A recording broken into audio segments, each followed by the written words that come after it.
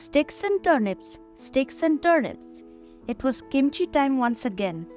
In the courtyard, the crisp, cool autumn air was heavy with the savory smell of this good cabbage pickle, which every Korean liked so well to eat with his rice. With each little eating table was prepared in the kitchens of the Kims and their neighbors, the main bowl upon it was heaped high with fluffy, steaming hot rice.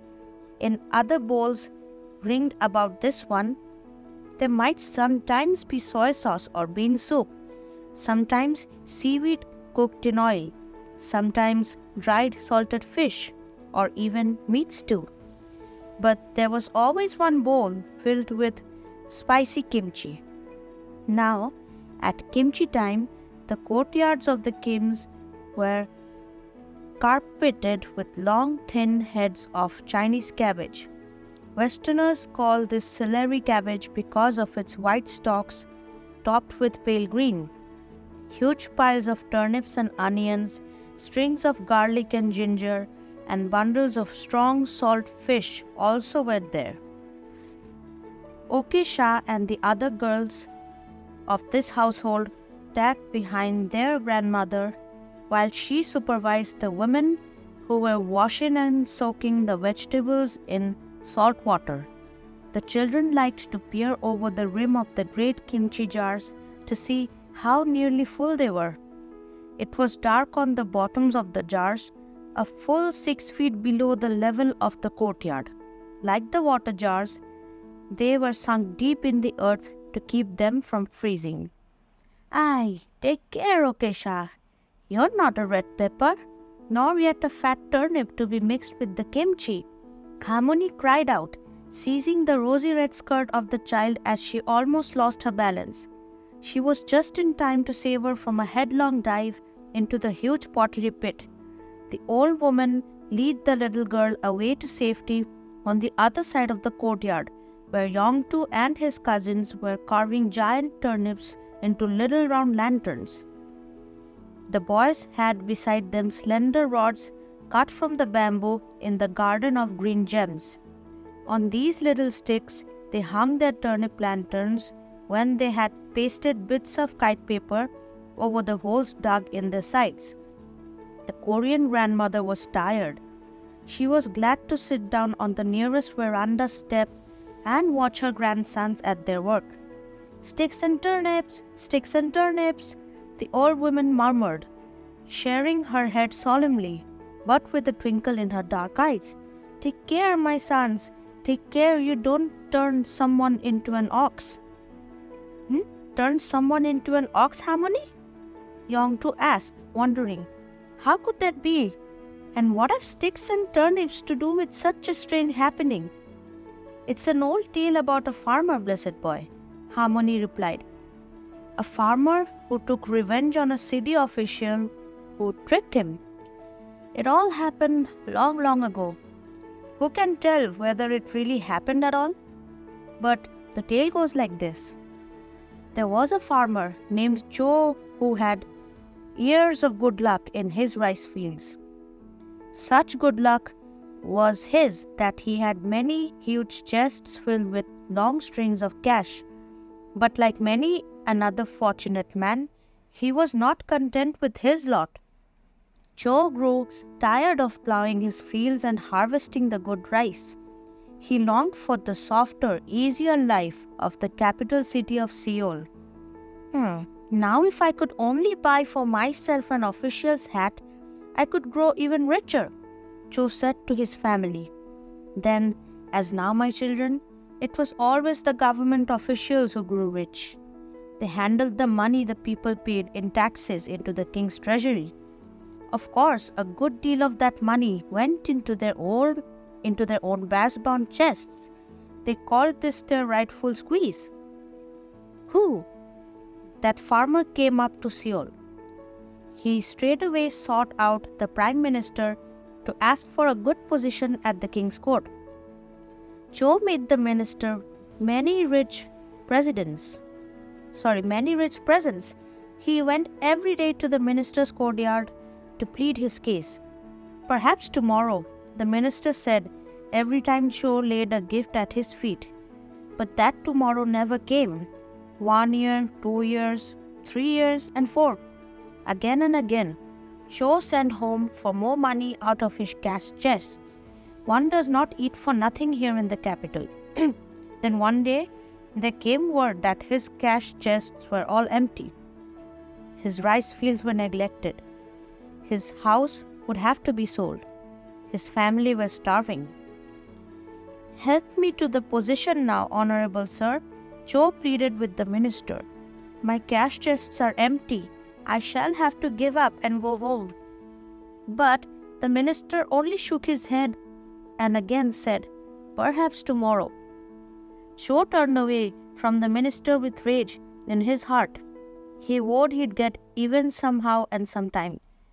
On his journey home, Cho took shelter one night under the grass roof of an old country couple. They made him welcome. They shared their rice and their kimchi with him. They gave him the warmest part of the floor to sleep upon. But as the sun rose and the cock grew, Cho, half awake, heard them talking above him. "It is now time to take the ox to the market," the old man said to his wife. "Get me the halter." And he began to tap Cho lightly all over his body with 4 little sticks. Cho tried to cry out, but to his surprise the only noise he could make was the bellow of an ox.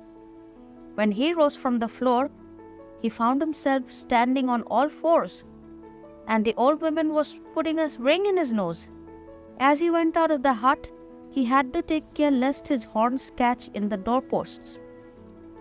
The poor man had been turned into a great hairy ox. As he was led along the highway by the ring in his nose, Cho's heart was filled with dismay at the trick that had been played upon him. He was the finest and fattest among the many animals at the cattle market, but his owner asked such a high price that at first none could buy. Finally there came a butcher who had tarried too long in a wine shop. His senses were dull, and he paid the high price. Then he led poor Cho away to be killed. Fortunately for Cho, the road they took passed another wine shop.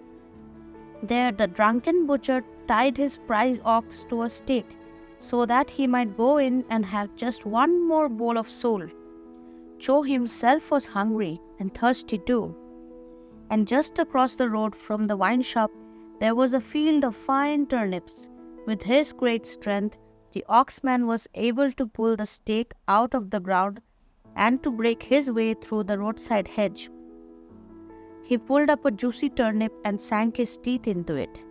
As he munched, Cho's hairy hide began to itch. His great body began to shake. He rose up on his hind legs.